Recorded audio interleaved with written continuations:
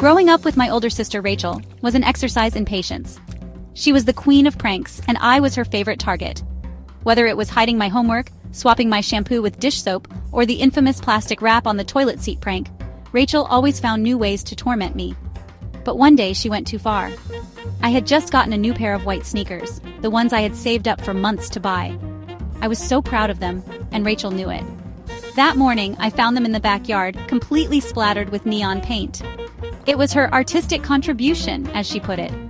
I was furious, but she just laughed it off and said, "Lighten up, it's just a joke." I decided right then and there it was time to get even. The setup: Rachel loved her makeup. Her vanity was her temple, and her brushes and palettes were her treasures. She'd spend hours blending eyeshadows and perfecting her contour. So, I came up with the perfect plan.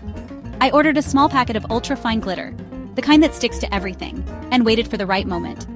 When Rachel went out with her friends, I went into her room and carefully sprinkled glitter into her makeup brushes. I made sure it wasn't obvious, but just enough to make an impact. The hook. The next morning, I watched her get ready for her big presentation at work. She was in a rush, as usual, and didn't notice anything off. She applied her foundation, blush, and even a touch of highlighter. When she finally turned to the mirror for a final look, I heard the scream. The revenge. Her entire face sparkled like a disco ball.